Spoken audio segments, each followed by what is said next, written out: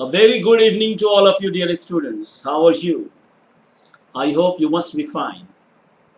जैसा कि आप सब जानते हैं कि हम लोग प्रैक्टिस कर रहे हैं टाइम एंड टेंस पर बेस्ड क्वेश्चंस की।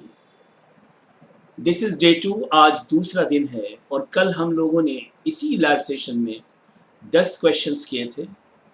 तो आज 10 क्वेश्चंस के बाद यानी कि आज क्वेश्चन 1 जो है वो क्वेश्चन नंबर 11 होगा। तो आज यहाँ से हम लोग क्वेश्चन सॉल्व करेंगे और जहाँ भी कंफ्यूजन हो आप कमेंट के माध्यम से आप अपनी बातें कहेंगे। जैसा कि मैंने आपको बताया था कि पहले क्वेश्चन नंबर देंगे और फिर आंसर कमेंट बॉक्स में देंगे नंबर क्वेश्चन नंबर के साथ। So are you ready? Yes, you must be ready. So let us start the live session of today and here is the first question, that is the question number 11, because पहले ही हम लोग 10 questions कर चुके हैं। So let us see the question. The question says, when you called I blank space Ashar। आपके लिए 4 options हैं। आपको देखना है कि when you called I am having Ashar होगा या I was having या I had या I have। जब तुमने कॉल किया, जब तुमने बुलाया तो मैं स्नान, अब आगे की बातें आपको समझनी है कि आई एम हैविंग होगा, वॉज हैविंग, हैड या have. Have a shower means स्नान करना। Right your answer in the comment box. Yes, you will be given only 25 seconds. Yes, so try to make it as fast as possible. और साथ साथ आप ये भी सुन लें कि आप जो ये सेशन देख रहे हैं आप अपने फ्रेंड्स के साथ भी सोशल मीडिया पर इस वीडियो के लिंक को शेयर करें ताकि जो परीक्षार्थी हैं 2023 के वो भी इसका फ़ायदा ले सकें। So let me tell you the answer. The correct answer for the question number 11 is option B. Yes, the correct answer is option B. This will be the correct answer. When you called, जब तुमने बुलाया, जब तुमने phone किया तो मैं स्नान कर रहा था। तो 2 एक्शंस हुए। मैं स्नान कर रहा था, ये काम कंटिन्यू था जब तुमने कॉल किया। I hope you must understand all these things. So moving ahead, we go to the next question. Now question number 12 is now on the screen. Dear students, if you had arrived late, I blank space angry, and the options are option A had been, option B would have been, option C have been, and option D will have been. Choose the correct answer. Yes, write in the comment box what can be the correct option. Is it the option A had been, or is it the option B would have been, is it the option C have been, या question option number D will have been? Yes, what will be the correct answer? If you had arrived late, अगर तुम late से आए होते, मैं blank space angry. Yes, I am giving you the hint. जब मैं इसका हिंदी बता रहा हूँ तो ये एक्चुअली मैं आपको हिंट्स दे रहा हूँ। Yes. So let me tell you the answer. The correct answer for the question number 12 is if you had arrived late. अगर तुम लेट से पहुंचे होते। कंडीशनल सेंटेंस नंबर 3 है ये, और मैंने आपको बताया था कि सेंटेंस का एक पार्ट अगर पास्ट परफेक्ट में हो, जैसे कि यहाँ पर है if you had arrived, if you had arrived, this part, if you had arrived, ये पास्ट परफेक्ट में है। तो एक पार्ट अगर पास्ट परफेक्ट में होता है जैसा कि यहाँ पर है, तो दूसरे पार्ट में हम इस्तेमाल करेंगे would have been. So the correct answer will be would have been. And what will be the meaning? If you had arrived late, अगर तुम लेट आए होते तो मैं नाराज हो गया होता। मतलब ना तो तुम लेट आए और ना मैं नाराज हुआ। Conditional sentence number 3. So moving ahead, we go to the next question, and here it is. और ये क्वेश्चन नंबर 13 आपकी स्क्रीन के सामने। My family blank space in Australia for a year when I was a child. And the options are: my family was living, my family has been living, my family had been living, or it is the option D, my family lived. Yes, take your time and try to give the correct answer.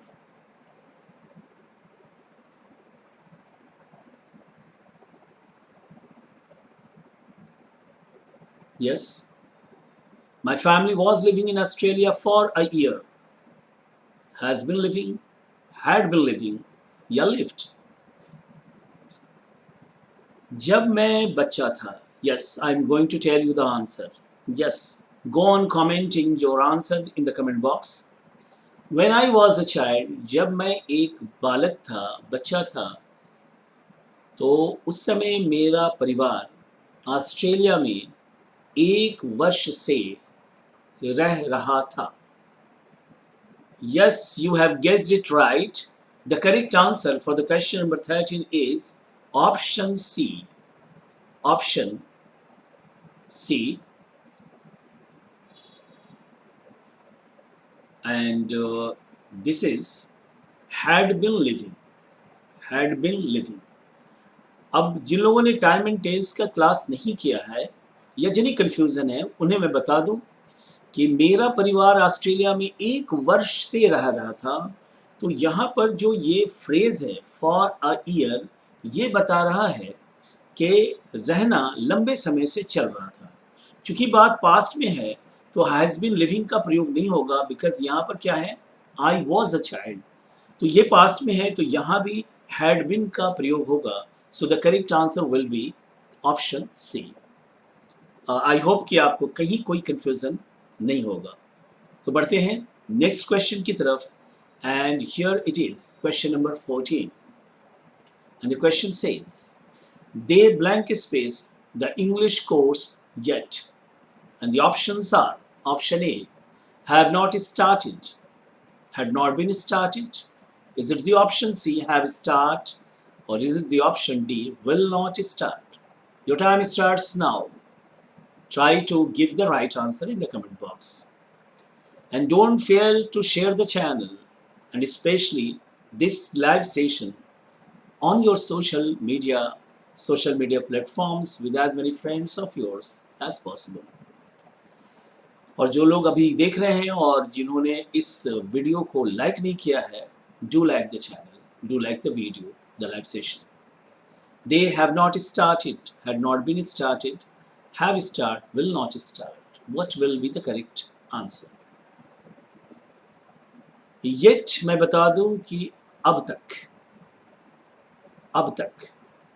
the English course yet. Yes, take your time. Try to understand the question. मैं इस question को आपके लिए थोड़ा और easy कर देता हूं.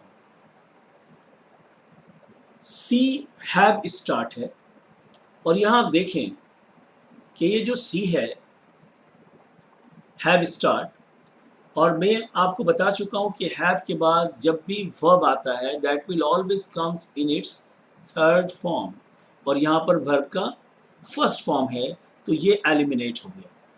Now you have 3 options left. अब आपके पास 3 ऑप्शंस बचे हुए हैं. Will not start, have not started, had not been started. Yes, I am going to tell you the answer. The correct answer for the question number 14 is have not started. Option A. अब इसका meaning समझे. They have not started the English course yet. अब तक उसने अपने अंग्रेजी का course शुरू नहीं किया है. B इसलिए नहीं होगा क्योंकि ये पास्ट परफेक्ट में पैसिव वॉइस में है, और यहाँ जिस कंस्ट्रक्शन की ज़रूरत है वो एक्टिव कंस्ट्रक्शन की ज़रूरत है. नॉर्मली येट का प्रयोग प्रेजेंट परफेक्ट टेंस के साथ होता है. Moving ahead, we go to the next question, and the next question is now on the screen. Dear students, question number 15. Yes, बिल्कुल समझ कर बनाएं, और 2023 एग्ज़ाम के लिए we are preparing, हम लोग तैयारी कर रहे हैं. अभी से अगर आप इसी तरह से क्वेश्चन सॉल्व करते रहें तो एग्ज़ाम के समय वो एग्जामिनेशन हॉल में आप कंफर्टेबल होंगे. You will not have any pressure on you. They will read the report fully before they will be voting. They vote it, they will have voted, or they vote. Yes, take your time, try to understand the question, and write your answer in the comment box with the question number. Yeah, they will read the report fully before they will be voting. They vote it, they will have voted, or they vote. The question is very easy. Yes, it is very simple.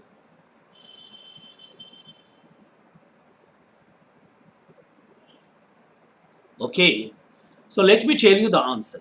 The question number 15, and the answer is vote. The option is D. Option D. Okay, this will be the correct answer.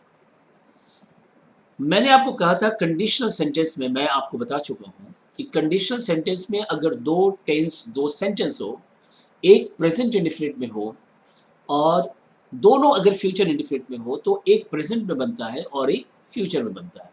यहाँ पर आप देखिए question कि they will read the report fully, वे लोग report को पूरी तरह से पढ़ लेंगे वोट देने से पहले। इसका मतलब फ्यूचर में वो दो काम करेंगे, एक तो रिपोर्ट पढ़ेंगे और एक वोट देंगे। अब दोनों फ्यूचर इंडेफिनिट में है, तो जो एक है वो प्रेजेंट इंडेफिनिट बनेगा, जो दूसरा है वो फ्यूचर में बनेगा।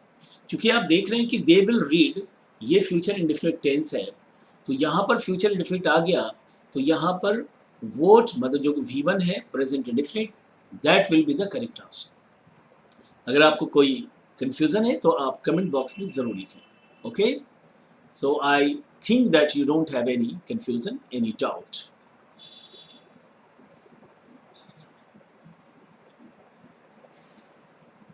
अब आपके मन में इस क्वेश्चंस के रिगार्डिंग एक प्रश्न आ रहा होगा कि आपने बताया सर कि अगर दोनों फ्यूचर टेंस में हो तो एक प्रेजेंट में बनेगा, एक फ्यूचर में बनेगा। तो यहाँ क्वेश्चन ये उठता है कि सर हम किसे प्रेजेंट इंडेफिनिट बनाएंगे और किसे फ्यूचर इंडेफिनिट बनाएंगे। फॉर एग्जाम्पल, यदि तुम आओगे तो मैं जाऊंगा, यदि तुम आओगे फ्यूचर इंडेफिनिट है, तो मैं जाऊंगा ये भी फ्यूचर इंडेफिनिट है। तो मैंने कहा कि दोनों फ्यूचर में नहीं बनता, एक प्रेजेंट में बनता है और दूसरा फ्यूचर में बनता है। अब स्टूडेंट्स को ये कंफ्यूजन होगा कि सर हम किसे प्रेजेंट में बनाएंगे और किसे फ्यूचर में बनाएंगे। So let me tell you the very clear concept. अगर तुम आओगे तो मैं जाऊंगा, तो मेरा जाना तुम्हारे आने पर निर्भर करता है। तो तुम्हारा जो आना है वो कॉज है और मेरा जाना उसका रिजल्ट है। यदि तुम आओगे तो मैं जाऊंगा, तो जो कॉज पार्ट है, जो इफ वाला पार्ट है, वो प्रेजेंट में बनेगा और जो रिजल्ट है वो फ्यूचर में बनेगा। फॉर एग्जाम्पल, यदि तुम आओगे तो मैं जाऊंगा, इफ यू विल कम आई शैल गो, ये गलत होगा। तो हम बनाएंगे इफ यू कम, ये कॉज है, प्रेजेंट इंडेफिनिट बनाएंगे, आई शैल गो मैं जाऊंगा, इसे फ्यूचर इंडेफिनिट बनाएंगे। इसे और बेहतर ढंग से समझते हैं एक दूसरे एग्जाम्पल से। यदि तुम परिश्रम करोगे तो तुम्हें सफलता मिलेगी। अब सफलता मिलने का कारण क्या है? परिश्रम करना, और परिश्रम करने का परिणाम क्या होगा? सफल होना। So if you will labour hard you will get success, that will be wrong, क्योंकि दोनों आपने फ्यूचर इंडेफिनिट बनाया। तो क्या करेंगे? यदि तुम पढ़ोगे तो पास करोगे, या यदि तुम परिश्रम करोगे तो पास करोगे। तो हम बनाएंगे यदि तुम परिश्रम करते हो, this part is the cause, ये कॉज है। If you work hard, if you labour, you will get success. यही बात यहाँ भी है। यहाँ पर इफ का प्रयोग नहीं है, यहाँ पर प्रयोग है बिफोर का। तो they will read the report before they fully before they vote, वे लोग रिपोर्ट को पूरी तरह से पढ़ेंगे वोट देने से पहले। इसका मतलब कि ये जो वोट देना है और जो पढ़ना है, और ऐसे भी अगर आप कॉमन सेंस की बात करें तो एक फ्यूचर में है तो दूसरा प्रेजेंट में होगा। नॉर्मली कॉज को प्रेजेंट इंडेफिनिट बनाते हैं और जो रिजल्ट है, जो इफेक्ट है, उसे फ्यूचर इंडेफिनिट में। आई होप कि आप पूरी तरह से इस बात को समझ गए होंगे। फिर भी अगर कोई डाउट है तो आप अपने डाउट को कमेंट बॉक्स में ज़रूर लिखें। Moving ahead, we go to the next question, question number 16, that is now on the screen, dear students, for you. Shyam, blank space to school every day. The question is very easy, very simple. Shyam gone, Shyam go, Shyam goes, and Shyam has gone. Yes. Don't take time. Yes, you have to make this sentence, choose the correct option, within 15 seconds. Yes, you cannot be given more time because the question is very easy. Shyam gone, Shyam go, Shyam goes, and Shyam has gone. Okay. तो बिल्कुल बात समझ में आ गई होगी, और अगर इसे थोड़ा और समझें उन स्टूडेंट्स के लिए जिनकी अंग्रेजी थोड़ी कमज़ोर है, तो ज़रा देखें ये कि ये जो गॉन है, this is the third form of the verb, V3 है ये. ओके, दिस इज़ V3 और ये this one is 3, you can. Okay, and go जो है वो V1 है, गोज जो है वो V5 है, हैज़ गॉन प्रेजेंट परफेक्ट है. Shyam third person singular number है. गॉन जो थर्ड फॉर्म है ये कभी भी अकेले नहीं आएगा, जब भी ये आएगा इसके पहले हैव, हैज़ या हैड का प्रयोग होगा. यहाँ पर वो तीनों शब्दों में से कोई शब्द नहीं है.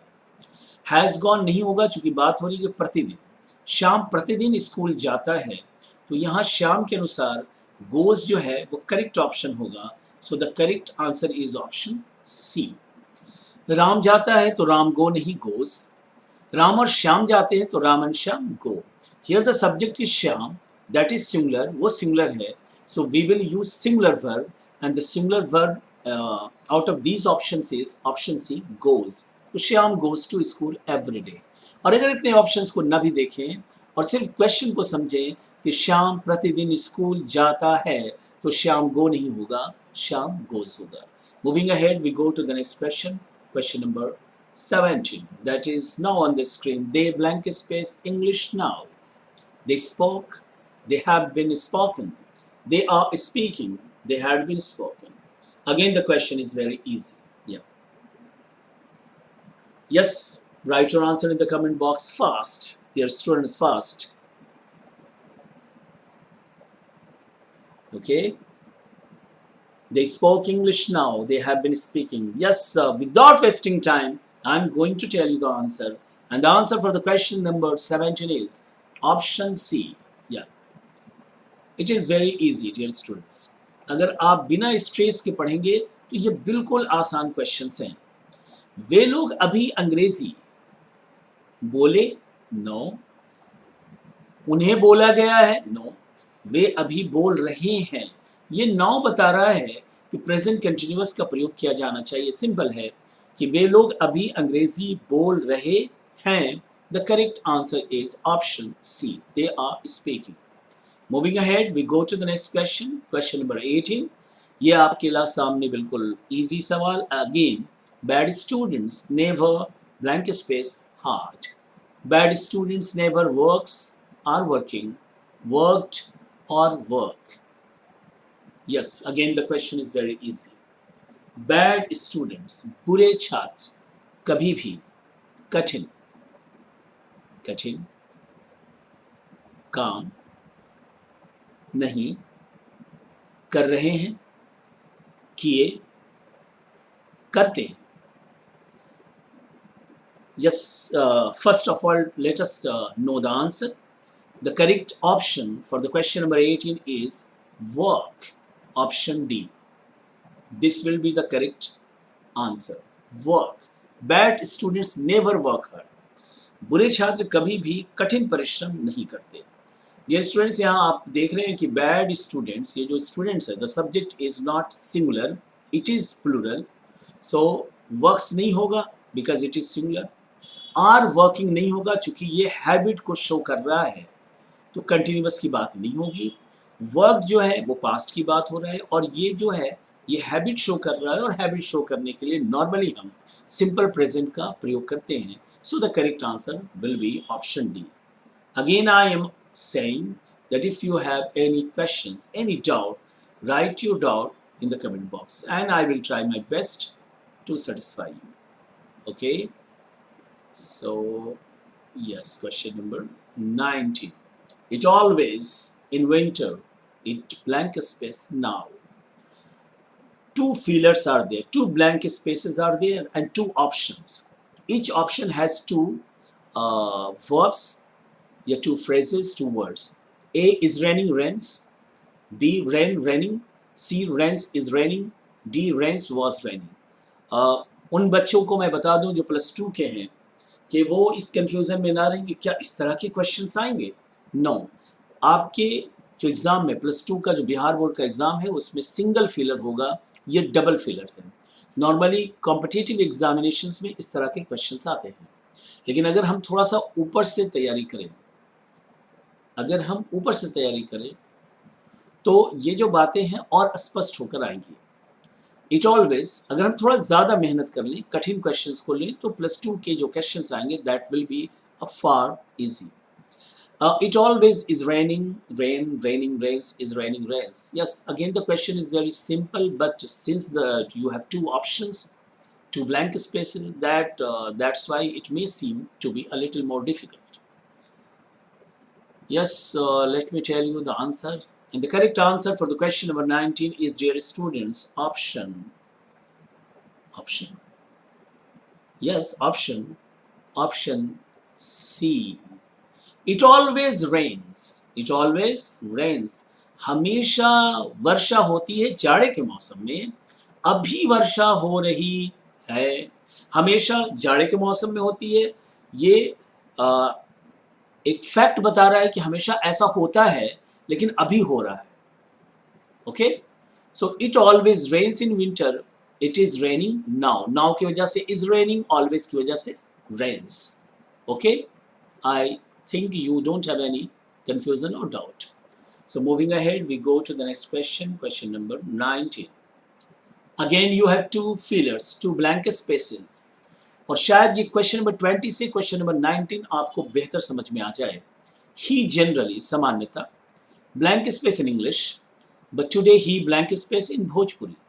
यस, आपको देखना है कि ये सिंग्स या संग होगा, या बी सैंग या इस सिंगिंग होगा, या सी सिंग्स या इस सिंगिंग होगा, या डी इस सिंगिंग या सिंग्स होगा। Okay, take your time.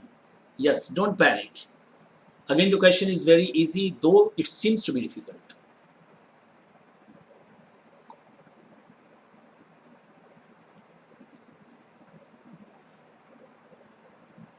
Yeah, I'm awaiting your responses in the comment box.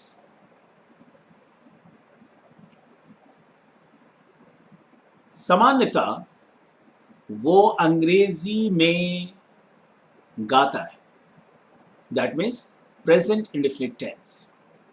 तो अब जब गाता है तो ये बी एलिमिनेट हो गया. अब देखें कि कौन कौन से ऑप्शंस नहीं होंगे, तो यहाँ पर ये 50-50 हो जाएगा. जैसे बी, अब ये बी की बात करें, 20 नंबर क्वेश्चन. या so here, okay, so okay, so B जो ऑप्शन है ये एलिमिनेट हो गया, ये नहीं होगा चूंकि सैंग है. और डी नहीं होगा चूंकि ई सिंगिंग है. वह गाता है तो सिर्फ ऑप्शन हो रहा है सिंग्स, और फिर यहाँ भी है sings.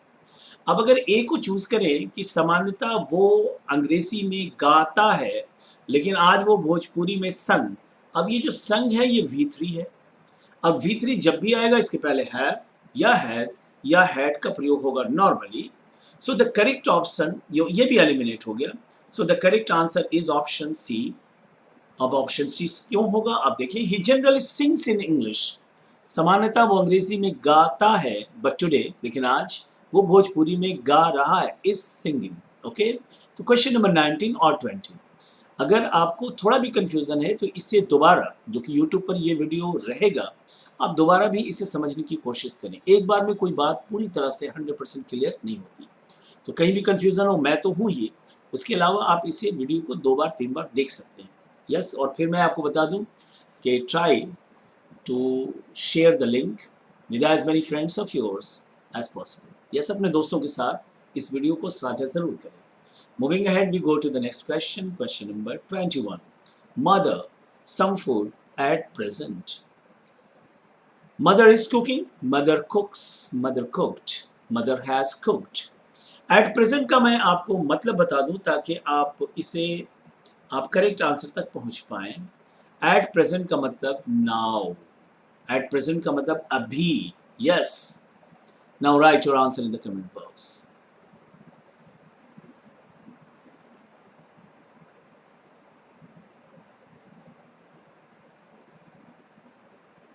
Yes, the correct answer for the question number 21 is option A. Mother is cooking some food at present. माँ खाना पका रही है, अभी अभी पका रही है, मतलब ये काम एक्शन अभी हो रहा है. For example, we blank space English at present. हम लोग अभी वर्तमान में, अभी जो वक्त जा रहा है, इसमें हम अंग्रेजी सीखते हैं या सीख रहे हैं. Of course the answer will be सीख रहे हैं. So the correct answer will be are learning and here is cooking. Okay, so moving ahead, we go to the next question. Question number 22. Architects. Blank space, the plans of buildings. Architects made, making, makes, make. Yes, question देखें, options देखें, और थोड़ा मैं hints दे दूं. देखते हैं कि कौन कौन से ऑप्शंस नहीं होंगे. ऑप्शन बी नहीं होगा. क्यों नहीं होगा, इसे देखें कि ऑप्शन बी मेकिंग, ये एलिमिनेटेड है. क्यों? क्योंकि मेकिंग के पहले एंड, इज, आर, वॉज, वर का होना जरूरी है और यहां पर क्वेश्चन में नहीं है. मेक्स नहीं होगा. क्यों मेक्स नहीं होगा? Because the subject is architects and that is not singular, that is plural, और ये क्या है? सिंगुलर है, तो ये भी एलिमिनेट हो गया. ओके, अब मेड की बात करें. Architects made the plans of building. Architects के पहले कोई आर्टिकल नहीं लगा है. आर्किटेक्ट्स जेनरिक रेफरेंस में, जनरल सेंस में बनाया गया है कि आर्किटेक्ट्स भवन का निर्माण किए या करते हैं. फॉर एग्जाम्पल, शिक्षक पढ़ाता है, सिंगर गाता है और डांसर नाचता है. तो आर्किटेक्ट्स जो हैं वो भवनों की योजना बनाते हैं. भवन निर्माण में जो कोई बिल्डिंग बनती है तो उसकी योजना वो बनाते हैं, और आर्किटेक्ट्स प्लूरल है. सो the correct option will be option D. This will be the correct answer. Moving ahead, we go to the next question. Question number 23. The baby, blank space, because it is hungry now. Yes, again the question is very easy. अगर आप पूरा पूरा concentrate कर लें question पर तो answer तो यूं चुटकियों में बनेगा. The baby cry, the baby cries, the baby is crying, the baby was crying. Okay, यहां भी एलिमिनेशन की बात करें. The baby, that is singular. अगर बेबीज होता तब प्लूरल होता. तो ये बेबी जो सब्जेक्ट है वो सिंगुलर है. अब सिंगुलर है, वर्ब क्राई प्लूरल है, ये एलिमिनेट हो गया. Okay, the baby was crying, रो रही थी या रो रहा था, क्योंकि अभी भूखा है. अभी भूखा है तो रो रहा था या रो रहा है, तो ये भी एलिमिनेट हो गया. The correct answer will B is crying. और क्राइज इसलिए नहीं होगा, बच्चा अभी भूखा है तो वो रोता है या रो रहा है. बच्चा अभी भूखा है तो वो रोता है या रो रहा है, और नेचुरली आंसर आएगा कि वो रो रहा है. एग्जाम्पल, अभी लाइट चली गई है इसलिए हमें पसीना आता है या आ रहा है. आ रहा है, क्योंकि ये जो गई है लाइट उसकी वजह से अभी की बात हो रही है, नाउ की बात हो रही है, इसलिए कंटिन्यूअस का प्रयोग करेंगे. Moving ahead, we go to the next question. Question number 24.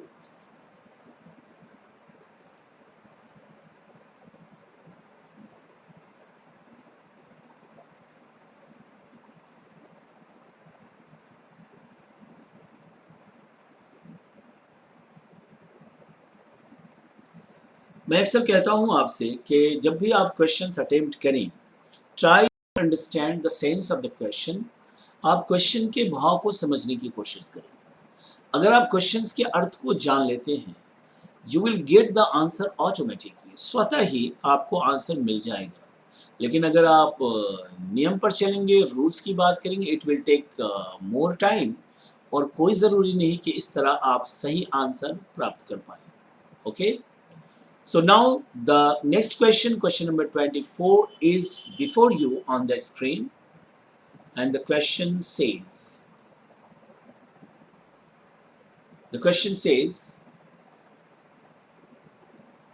Agra, blank space, on the bank of the Yamuna. Agra Yamuna के तट पर standing, stands, stood, stand. Without wasting time, let me tell you the answer for the question number B. Question number 24. The option is B. Stands. Agra, third person singular number. Agra is standing, is है नहीं तो standing नहीं होगा. Stood का मतलब पहले था अब नहीं है. स्टैंड नहीं होगा बिकॉज आगरा जो है वो सिंगुलर है, स्टैंड जो है वो प्लूरल है. इसलिए Agra stands on the bank of the Yamuna. Agra Yamuna के तट पर स्थित है, मतलब खड़ा है. Okay, let us go to the next question. Question number 25, and that is going to be the last question of this live session. Yes, of this session, this is going to be the last question. Our annual examination blank space next month. Begin, begins, is beginning, will begin. Yes. Our annual examination begins or is beginning or will begin. Yes, take your time and try to give the answer in the comment box. Practice makes a man perfect. तो रोज़ आप इसी तरह से class को join करें और नई नई बातें और वो बातें जहाँ कन्फ्यूज़न है आपको, वो सारी बातें धीरे धीरे दूर होती जाएंगी. और ये क्वेश्चन सेशन बनाना सिर्फ 2023 के एग्ज़ाम के लिए नहीं है, बल्कि अंग्रेज़ी को इम्प्रूव करने के लिए. अगर इसके बाद आप एयरफोर्स, नेवी, एनडीए या किसी भी एग्ज़ाम की तैयारी करना चाहते हो तो बेसिक चीज़ें हर एग्ज़ाम में यही होंगी. आवर एनुअल एग्जामिनेशन बिगिन नहीं होगा, और ये इसलिए नहीं होगा क्योंकि बिगिन जो है वो प्लूरल है और एग्जामिनेशन सिंगुलर है, तो इसे एलिमिनेट कर देते हैं. विल बिगिन नहीं होगा चूँकि नेक्स्ट मंथ है. और मैं आपको कल के लाइव सेशन में मैंने बताया था कि कोई ऐसा टाइम आ जाए जो फ्यूचर टाइम को बताए, वैसी स्थिति में हम या तो प्रेजेंट इंडेफिनिट का प्रयोग करते हैं या प्रेजेंट कंटिन्यूअस का. सो इसलिए ऑप्शन डी भी नहीं होगा, एलिमिनेट हो जाएगा. Now we have two options left, begins और is beginning.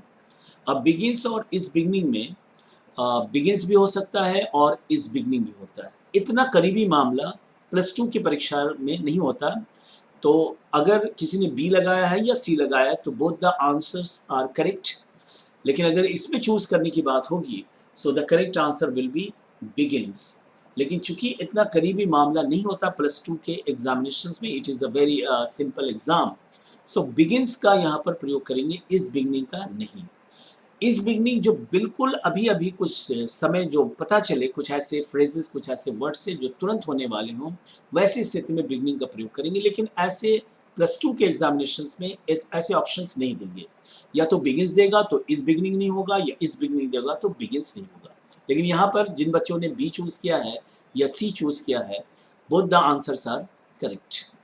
So comment box में आप हमें बताएं कि आज का ये सेशन कैसा रहा और आप इस सेशन में और क्या नया चाहते हैं. लेकिन उससे पहले कि हम आपसे विदा लें, आप इस जो जिन लोगों ने अब तक लाइक नहीं किया वो लाइक कर लें, और जो आपके साथी हैं उनके साथ ये वीडियो ज़रूर शेयर करें. Okay, so that's all for today. We shall be meeting very soon in the next session. God bless you. Have a good day or have a good night.